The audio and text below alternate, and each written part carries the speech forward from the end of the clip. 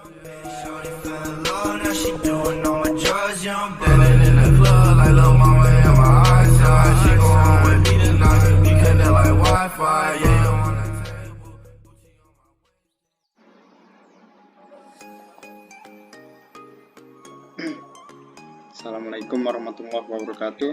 Perkenalkan, nama saya Salam Sururi. Saya merupakan mahasiswa Prodi Teknologi Informasi.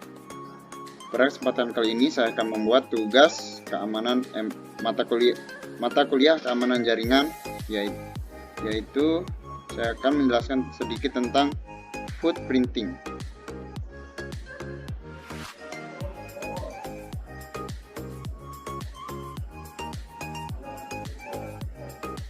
Pertama, apa sih itu footprinting? Footprinting merupakan suatu langkah awal bagi penyerang atau attacker untuk melakukan penyerangan yang bertujuan untuk mendapatkan informasi mengenai target yang akan diserang. Jadi footprinting ini merupakan suatu langkah awal bagi seorang penyerang untuk melakukan penyerangan. Karena kan kita kalau misalnya mau menyerang suatu website misalnya atau apa, pasti kita membutuhkan informasi seperti berupa informasi tentang sejarahnya, nama domain, ataupun ada VPN poinnya, apa juga nomor telepon, lokasi perusahaannya, ya kayak gitulah. Di footprinting ini dia nanti diajarin cara untuk nampilin informasi tersebut, ya kayak gitu. Itu lanjut. Jadi footprinting ini dibagi menjadi dua. Pertama ada inner footprinting, habis itu yang kedua ada outer footprinting. Inner footprinting ini yang pertama, ini merupakan pencarian informasi terhadap suatu situs di mana penggunanya sudah berada di dalam jaringan komputer tersebut. Misalnya nih, kayak misalnya kita mau nyerang nih, kita udah dalam satu jaringan. Kayak misalnya kita lagi di jaringan rumah sakit nih, itu kan kita pakai wifi rumah sakit pun pakai wifi itu udah udah tersambung itu IP-nya. Habis itu yang kedua ada outer printing. Outer printing ini pencarian informasi terhadap suatu situs di mana pengguna tidak berada di dalam jaringan komputer target. Nah, kalau ini jauh, misalnya kita misalnya saya nih mau lihat siakan lah, biasanya tahu kita di rumah, habis itu kita pakai jaringan sendiri, bukan jaringan siakat yang ada di universitas. Siakat ini kan yang belum tahu nih kadang kan, siakat ini sistem akademik yang ada di Win nih, sana. Mereka pakai wifi sendiri sana, jaringan sendiri. Dan kita yang di rumah nih kan jauh nih, kita kan pakai jaringan sendiri juga. Itu namanya outer footprinting.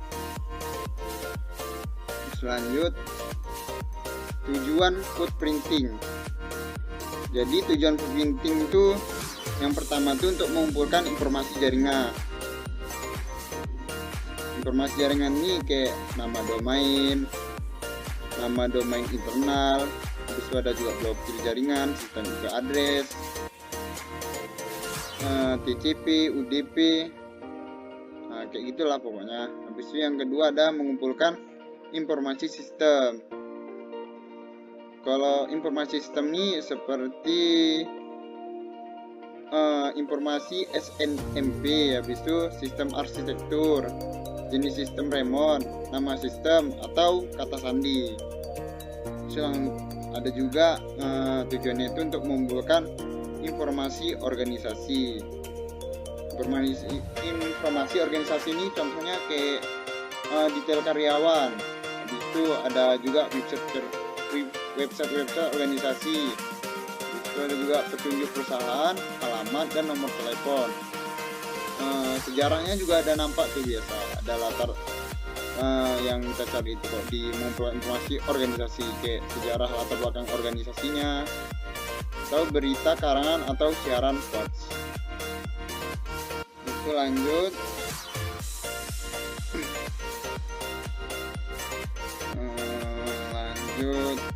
Ancaman footprinting. Jadi ancaman footprinting ini ada banyak sih. Kayak pertama kerugian bisnis, ada juga spionase perusahaan, kehilangan privasi, serangan sistem dan jaringan, kebocoran informasi. Ya namanya diserang pasti ada kerugian lah. Tuh lanjut ke tool footprinting. Jadi kita di sini pakai tool footprinting yang ada di Kali Linux. Habis itu langsung lanjut aja. Nah, jadi tool yang pertama tuh tool footprinting ada namanya tool WHOIS.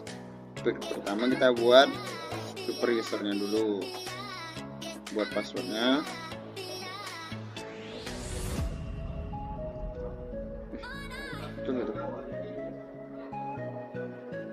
Salah loh, apa password guys ya. Nah, habis itu lanjut tool yang pertama. Tool pertama tuh yaitu sudo apt get install WHOIS.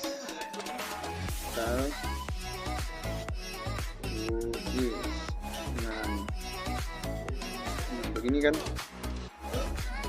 Oh salah guys, sebentar guys, kampret ini.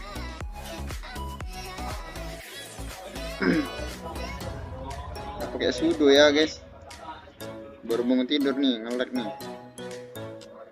Udah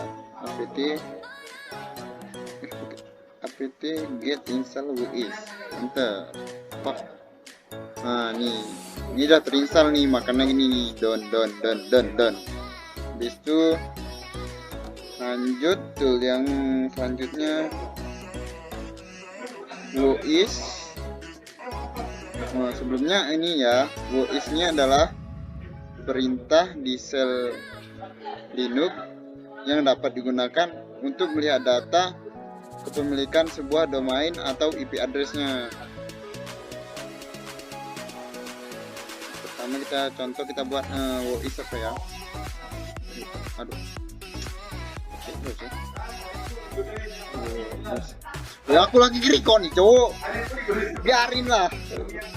WHOIS biarin, jangan lagi record nih cowok, malas aku nih. WHOIS gangguin nanti kalian tengok lah. Kita buat apa nih, misalnya kita buat Google aja ya, yang default lah, enak kan, google.com. ada WHOIS google.com, enter. Habis itu ntar guys,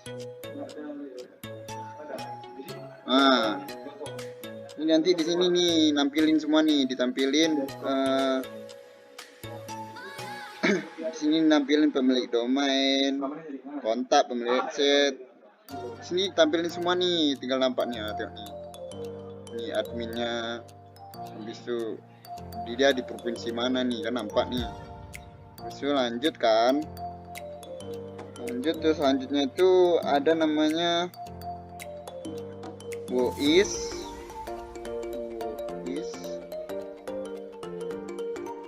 -a. Itu nama domainnya, kita Google aja, kita yang paling enak kan, google.com. Jangan nanya dulu apa sih, google.com. Udah serius nih kampret, males aku.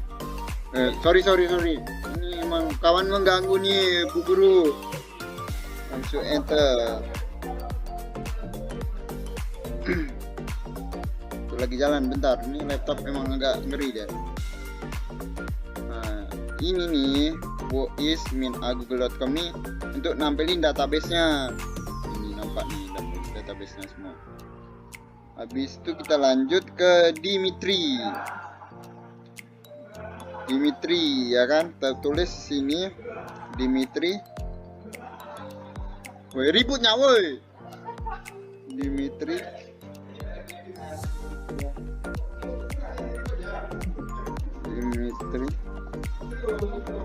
Dimitri, nama domainnya Google aja kita kan, google.com.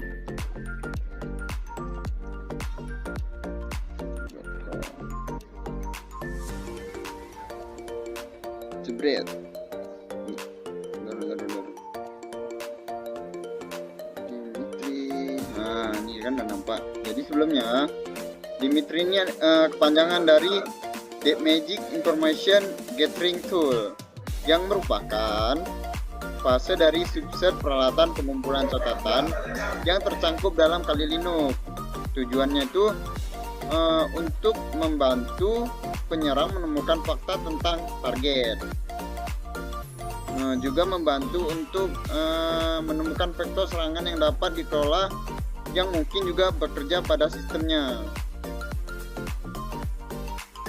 Udah nampak semua kan? Ini informasinya udah nampak semua nih.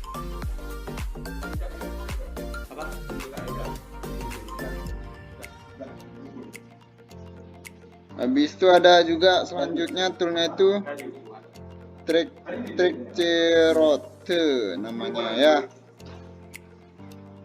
Kita buat TCP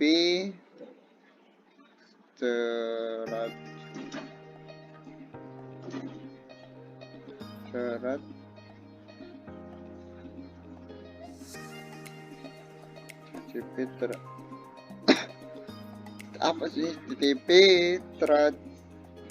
susah emang, nggak jago bahasa Inggris. Router. Nah, habis itu buat nama domainnya, kita pakai Google aja yang enak, google.com. Jebret. Nah, ini jalan nih. Jadi di tool ini nih, tool Trackcerote ini adalah utilitas itu maksudnya alat lah yang merekam rute setiap hop melalui internet antara komputer pengguna dengan komputer tujuan yang telah ditentukan.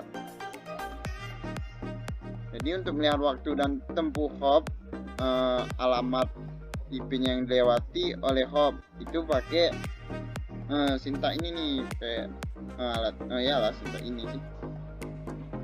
Mungkin ini saja dari saya. Sekian, lebih dan kurang saya mohon maaf. Assalamualaikum warahmatullahi wabarakatuh. Sampai berjumpa di lain waktu. Anjas.